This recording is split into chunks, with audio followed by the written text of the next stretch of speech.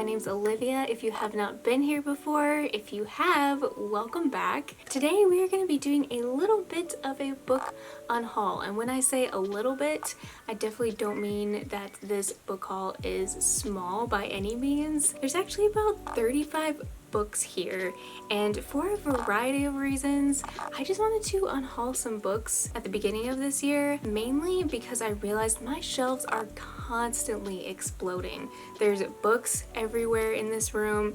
It's just looking really messy, and as a type 1 clean person, it just bothers me to no end. I also just realized a lot of these books have been sitting on my shelf for absolutely no reason. I either read them and didn't like them, I wouldn't recommend them, I just don't really have any interest in reading them anymore, and so I was like, you know what? This year is the year for good books and good vibes only, and I don't need these sitting around on my shelf. I'm also not a huge rereader, so things like thrillers that I've already read, I'm never gonna reread those because I already know how it ends, and I just don't have a desire to take up any more space on my shelf. Without further rambling, let's just go ahead and get into this giant book unhaul. I think the way we're gonna do this is we're gonna start with thrillers, then go to fantasy, and then I have some like non-fiction miscellaneous books, but I also have a pretty big stack of ARCs that I have been given or requested, just don't have an interest in anymore, and I'm hoping to donate these in some way, shape, or form instead of just throw them away because everyone knows you can't sell ARCs, so I still need to figure out what I want to do with these. Anyways, there's a pretty big variety of books here, and I just don't really care to keep these, so let's just get into it. So the first book I actually have here on my list is Reckless Girls by Rachel Hawkins, and you're probably thinking, didn't this book just come out? Yes, it did, but I actually ordered this with my book of the month,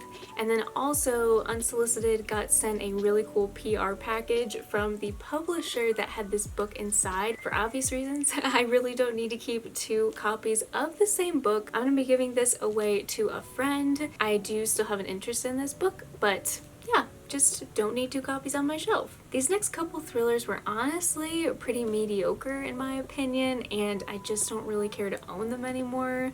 One of them being The Guest List by Lucy Foley. I am willing to give this author another shot. I just feel like this was full of lots of drama and the domestic side of things in thrillers that typically I don't really love. This one just wasn't memorable at all. I couldn't even tell you any of the main characters' names. I don't remember any of the plot points. I don't even remember how this ended really. And overall, I was really excited to read this book, but unfortunately it just didn't do it for me. And I also have In My Dreams I Hold a Knife, and guys, this one really makes me sad to get rid of, but it was so slow.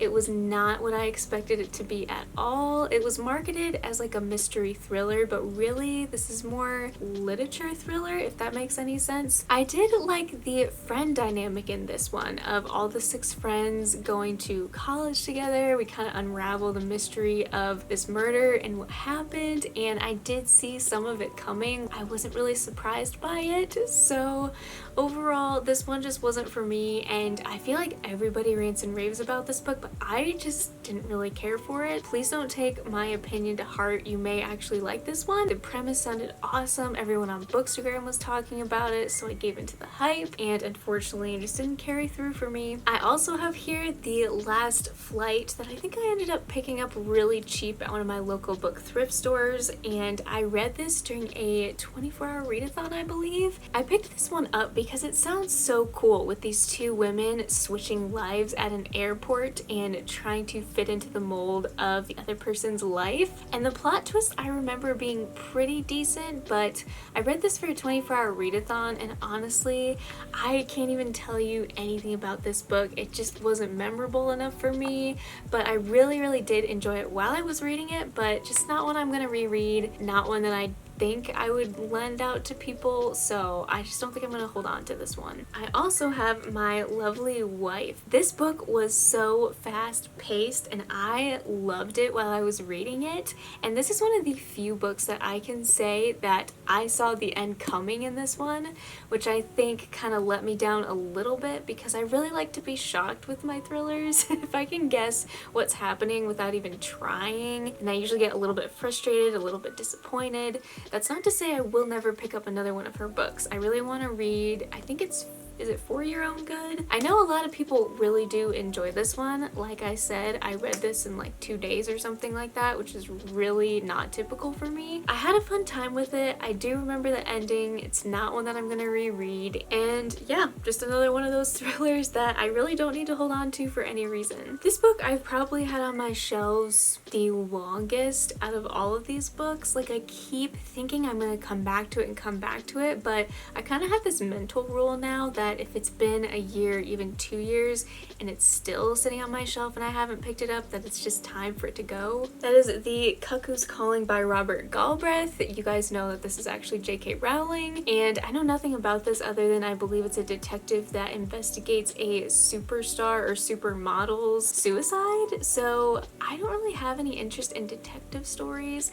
I usually lean more towards thrilling or mystery. I really don't know what this book would be like. I kind of just wanted a taste of J.K. Rowling's writing that I don't hear anyone really talking about it. I did pick this up at a library sale for like $2, so I was like, sure, why not? I'll hold on to it. But I did a lot of that when I first started my Bookstagram account. I just went crazy at all of these sales. You know, one of those last minute, ooh, I'm gonna get that splurge and really don't need to hold on to this anymore. I also have The Grown Up by Gillian Flynn. This is like one of her really short, tiny stories. Honestly, this sounds really dumb, but it's really tiny to keep on my shelf. Like, you can't even see it on my shelf at all.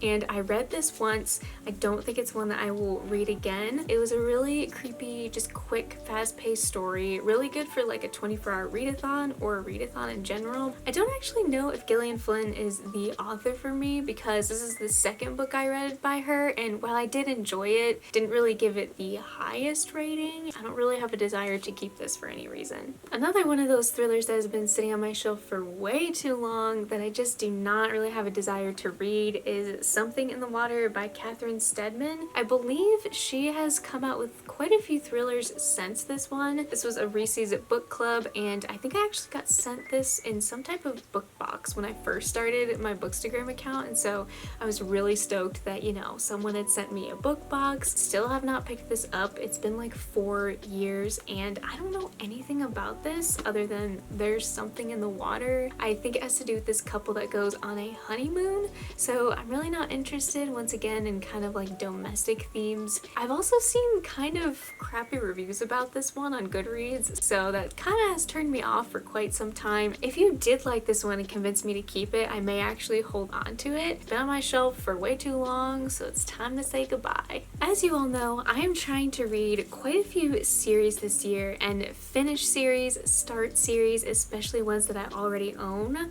But The Wicked Fox by Kat Cho is one that I actually read. It was really good, Asian inspired, very beautiful and vibrant, and I did enjoy it, but this isn't a series that is really at the top of my list at all to continue. I feel like the hype has kind of died down with this one, and it is young adult. I'm trying to branch out to more adult fantasy. I may give this to like my younger sister or something because I feel like she would enjoy it. I adore this cover, so this is kind of hard for me to get rid of, honestly, and would much rather make room for new series or adult fantasy series that I think I would enjoy more. I also have Black Girl Unlimited by Echo Brown. I did start reading this and I quickly realized that it's not fantasy. It's more magical realism, but it's also a memoir, and I wasn't expecting that from this. Like, it's actually a coming of age story, and typically that's not my cup of tea at all.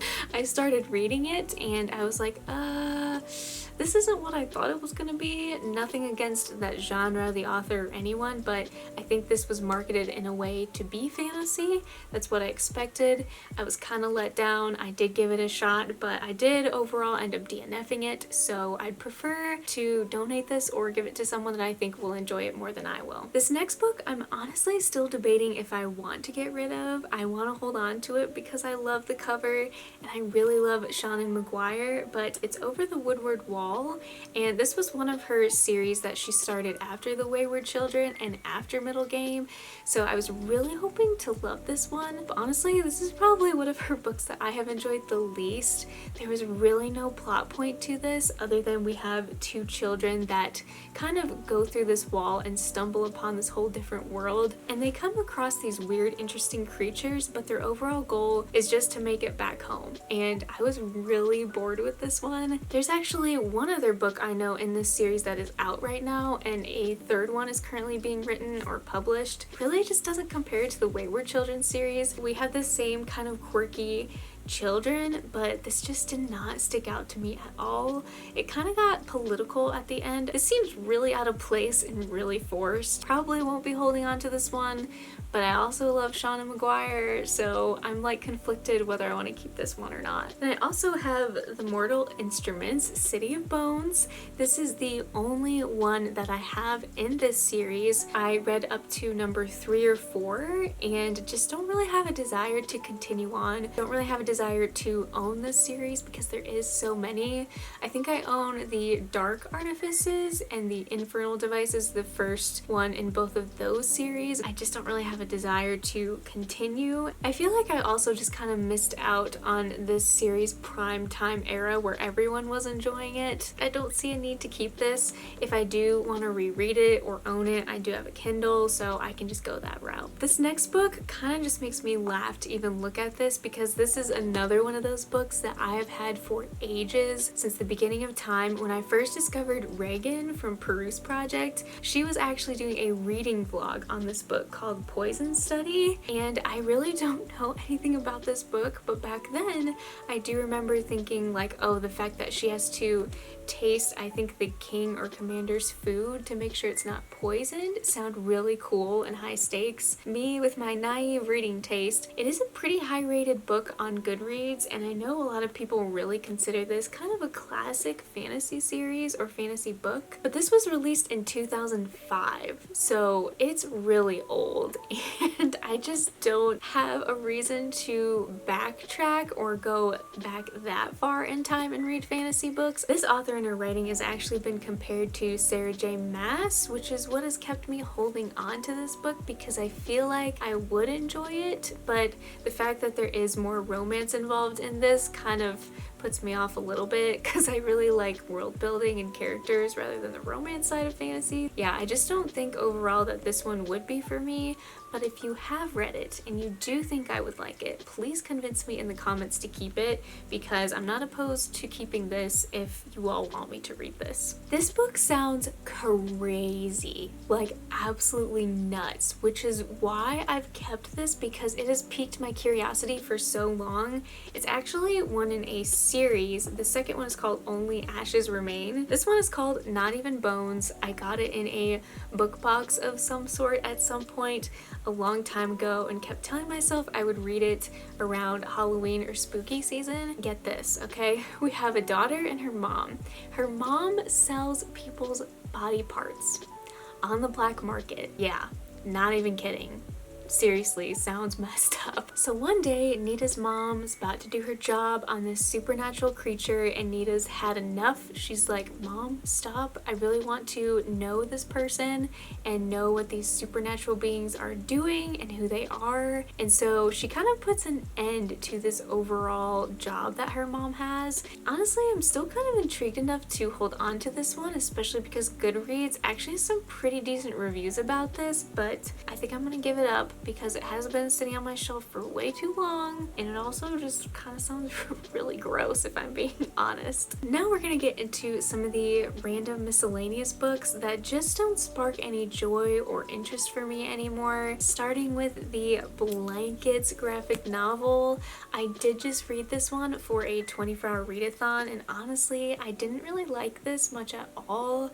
I didn't like the message. There is no hope to it. It definitely isn't one that I would recommend to anyone. Sorry, not sorry, but I just don't really have any interest in keeping this, especially because it's such a big, giant graphic novel. I would much rather have room on my shelves for graphic novel or manga that I really do enjoy or want to keep instead of this big chunk. So I am going to be giving this one away. I also have This Is Where It Ends, which I believe has to do with a school shooting. So this is more of a contemporary, really impactful story, but this isn't my typical genre. I actually had someone recommend this to me and they said they really loved it, but I don't know why I picked it up because this isn't something I usually am interested in. I'm sure it's really, really powerful, and if you guys think I should keep this one and give it a shot, maybe I will, but I don't know. There's just something about it that doesn't interest me at all anymore. One of those books that I just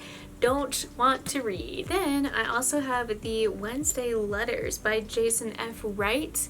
Picked this up while I was with my friend Hannah. So Hannah, if you're watching this, I'm sorry if I do read this. I know you recommended this to me. It sounds really, really good because there's like this husband and wife who for some reason like die in each other's arms, but before the husband takes his last breath, he writes a Wednesday letter to his wife, and his children discover that after they're gone, he had actually written a note to her every Wednesday, which sounds so cute and so heartfelt. I would still really love to read this at some point because it sounds so sweet, maybe around like Valentine's Day or something, but this just has been sitting on my shelf for way too long, collecting dust, and I would much rather pick it up honestly on audiobook because it sounds like it'd be a really good one in that format. Unfortunately, I am slowly finding myself veering away from historical fiction. Other than Kristen Hanna, who I've really enjoyed, I have not picked up a historical fiction book that I have enjoyed in so long, and so I think it's time for this book to go. It's called The Orphan's Tale by Pam Jenoff, and I believe I picked this one up originally because it has to do with a traveling circus during World War II, but this cover just does not say traveling circus to me, and I just don't think that I'm gonna end up liking it that much, honestly. So there's a really good friendship involved, but literally every historical fiction book takes place during World War II, and I'm just kind of tired of it. If I do end up picking this one up at some point, I know my library has the audiobook. Don't think I'll love this one, so I think it's time to give it up. The next three books are very random nonfiction books that I don't plan on rereading anytime soon. I didn't really care for them much at all, and the first one is Atomic Habits by James Clear. I had a lot of problems with this book. I know a lot of people really like this book, but unfortunately it was so repetitive, and maybe that was the point of this book because you are supposed to establish habits, so you're trying to pound these things into your brain over and over again. But a lot of what the author said in this book was other people's words that I was questioning, like how much he actually wrote of this book. And unfortunately there's a lot of weight loss examples in this book, which I feel like can be highly triggering, so I would suggest really using caution going into this book because it's definitely not going to be for everyone. I did understand the purpose of this book. There were some really interesting, you know, diagrams, some really cool, interesting ways to gain habits or start habits, but there's something about this that I just really didn't care for. It was just way too repetitive. I was getting really frustrated with it. This next book by Jordan Lee Dooley called Own Your Everyday, I really did like it, but this was her first book, and I feel like she has grown as a person so much since this book has come out. I adore her so much. She's one of my favorite Christian influencers, I guess you could say. This book just didn't completely strike me as super memorable, and I really think I would enjoy reading her other book or work that has come out since this one, but I may end up giving this to a sister or a friend that I think would really like and enjoy this one and just be really impacted by it. I have a lot of graphic design, photography books, photography magazines, lots of different things that I've accumulated as a designer and photographer over the years, and in this one particularly I went through and just didn't really impact me as much as I hoped it would. It's called Life, Love, Beauty by Keegan Allen, which yes, he's from Pretty Little Liars. I love his character, which is why I decided to pick this one up. He has ventured into photography and really has some great work in this book. Just wasn't anything that that I will continue to use as a reference or inspiration anymore. I also have a random nonfiction book I was sent called Love People Use Things Because the Opposite Never Works. But when I do usually pick up a nonfiction book, it's usually a Christian nonfiction, a self-help book, or some type of business book because of my photography business. It just doesn't interest me quite as much as I hoped it would, and yeah, I just unfortunately am not gonna read this one, I don't think ever. I also have The Corpse Queen by Heather M. Herman that was randomly sent to me, and it does sound really cool because it has to do with this girl that was sent to an orphanage when her parents died, but then the aunt that's kind of like the headmistress,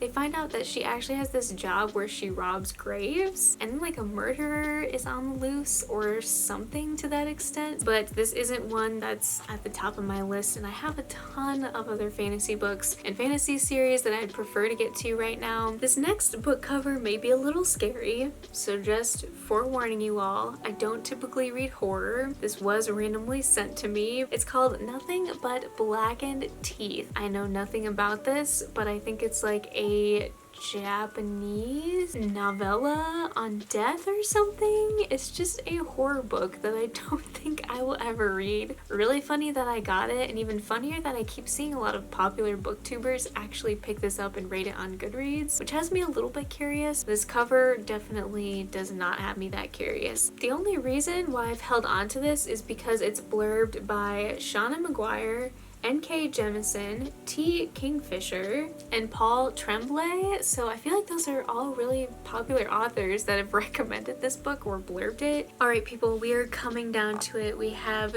3 more fantasy books to go. The first one being Bright Ruined Things by Samantha Coho. I did actually request this book because it was giving me major Great Gatsby vibes, especially with the cover, and I don't know anything about this other than it's like a family that I think discovers they have like some type of magical past or like magical powers. I'm not intrigued enough anymore to want to pick this one up. If you have read this and you do think I would actually enjoy it, then I will hold on to it, but right now I just don't have enough room on my shelves. I have way more other fantasy series, like I've said, that I would rather pick up. And then another one of the very first arcs that I requested and ever received is Havenfall by Sarah Holland. I believe she also wrote Evermore series or something with like an hourglass on the front. I can't remember exactly, but this is more of a contemporary fantasy series. The world building isn't super strong, and I think it's more urban, if that makes sense. Typically isn't my cup of tea. I have held on to this one hoping that one day I would have an interest, but I think it's another one of those arcs that I'm just